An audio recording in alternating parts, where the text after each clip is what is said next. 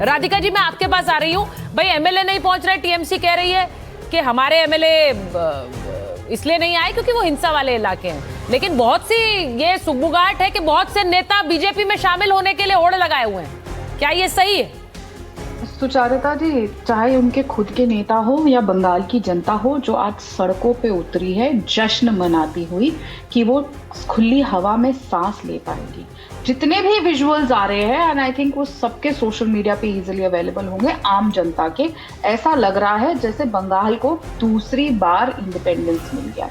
और ये सच्चाई की बात है। देखिए ना, ममता बनर्जी खुद बड़े तड़ाके से घूमती हैं 7 बजे के बाद, लेकिन बेटियों को बोलती थी 7 बजे के बाद मत निकलना।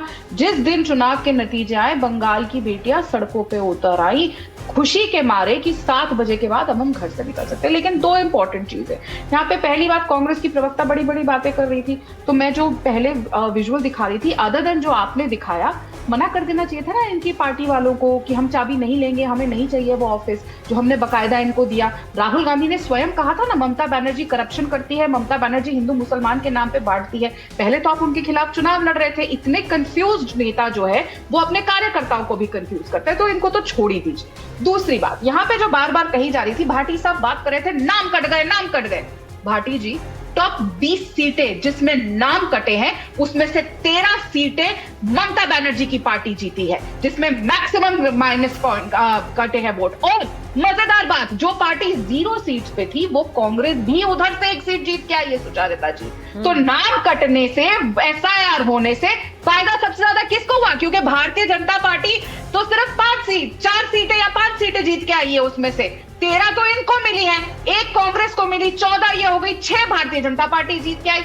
चाहे वो शमशेरगंज हो, लाल गोला हो, भगवान गोला हो, रघुनाथगंज हो, ये सारी की सारी वो सीटें थी जहां पे सबसे ज्यादा माइनस हुई थी वोट। सारी की सारी टीएमसी जीत गई। तो ये जो आप गलत नैरेटिव बनाने की कोशिश कर रहे हैं ना, वोट कट गई, वोट कट गई, वोट तो केरल में भी कटी थी, तमिलनाडु में भी कटी थी, जहां पे कांग्रेस की आपकी साथी की सरकार बनी, जहां पे तमिलनाडु में हमारी सरकार नहीं बनी। और अगर आपको इतना लगता है ममता बनर्जी जी को कि 80 कि वहां पे वोट चोरी हुई है, तो 80 सीट जो उनकी आई है वो भी तो चोरी से ही आई होंगी ना सुचारिता जी।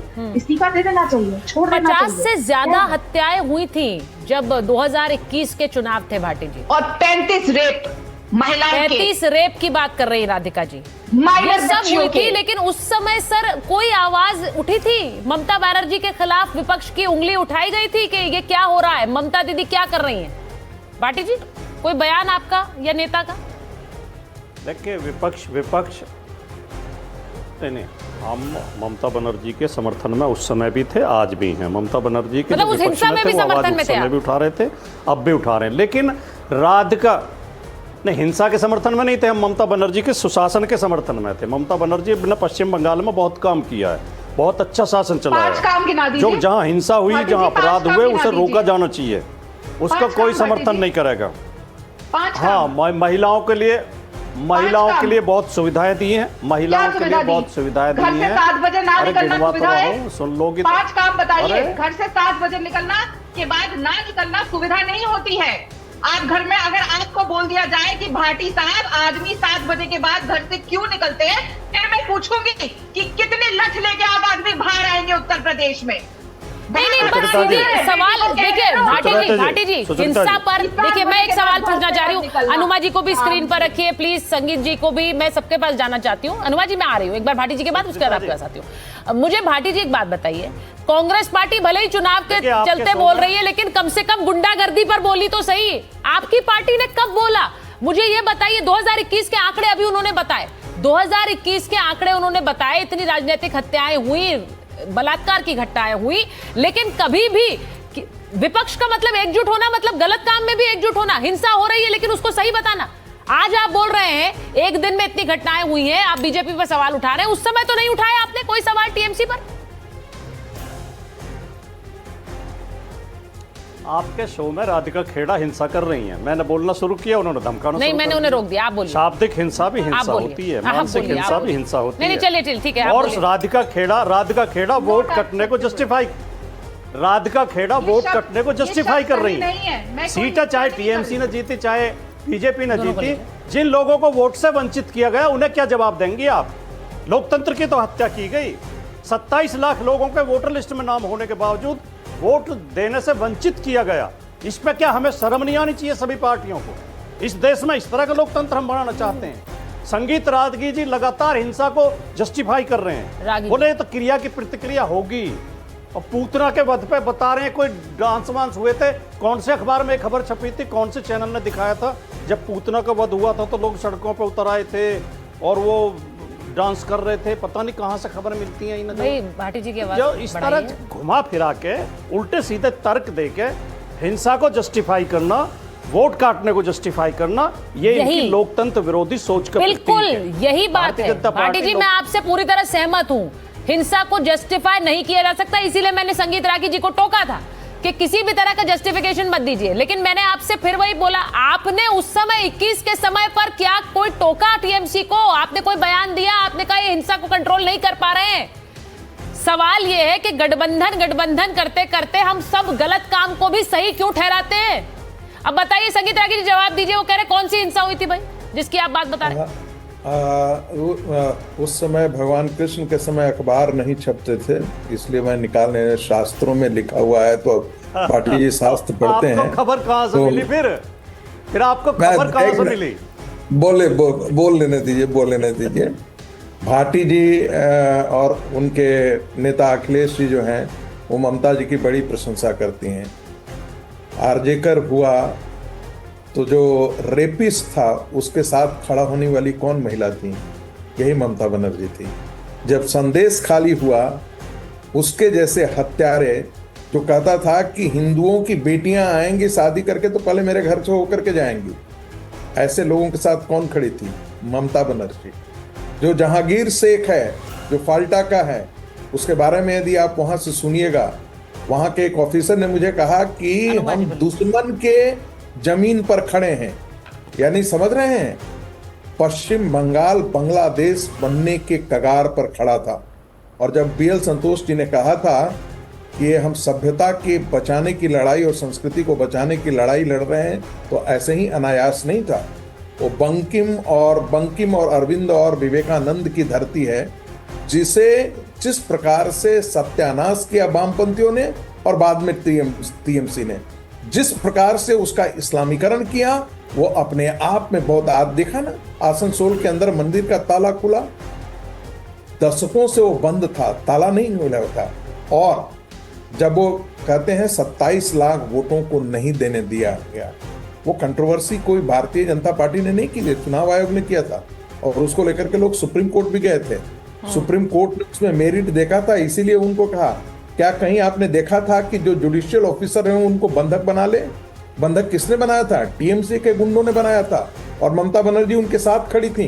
एक उसके अतिरिक्त देखिए 70 लाख जो ये 90 लाख लोगों का जो वोट काटा गया था, उसमें से 30 लाख लोग फिर उनको जुड़ गया था।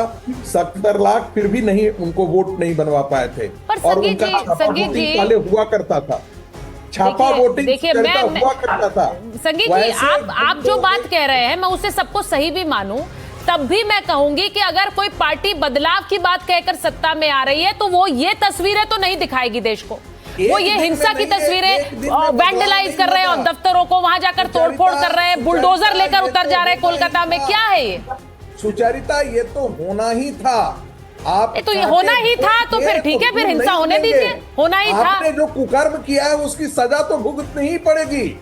जिन लोगों ने सर सजा देने के लिए कोर्ट होती है, पुलिस है, केस दर्ज कराने पड़ते हैं, ये वाली सजा नहीं मिलती है। और इस सजा को सही मत ठहराइए, मैं फिर कहूंगी आपको। सर गुनाह किया है तो सजा कोर्ट देगा, ये स्ट्रीट कोर्ट नहीं चलेगा। सर क्या आप सड़क पर उतर जाए, तोड़फोड़ करने लगे, आग लगा दें? साथ क्या किया? नहीं तो उन्होंने गलत किया तो आप भी गलत करेंगे। उन्होंने गलत किया, आप यही कहते रहे ना इतने साल, तो आप भी गलत हो गए। जस्टिफाई नहीं किया सर। आप एक गलत को गलत से नहीं ठीक किया जा सकता। सर मैं एक बार अनुमा जी के पास जा रही हूँ, सुनिए अनुमा जी। चुनाव के प्रचार के दौरान आपके कार्यकर्ता की हत्या हुई थी, जिस पर खुद राहुल जी ने भी ट्वीट किया था, पोस्ट किया था। अब मुझे ये बताइए, जब ये मामला इतना गंभीर था, आपके नेता ने खुद गुंडागर्दी टीएमसी की उठाई इस चुनाव प्रचार में, लेकिन चुनाव के नतीजे आते ही वो सब भूल गए क्या? कांग्रेस पार्टी वो सब भूल गई, अपने कार्यकर्ता की हत्या भूल गई।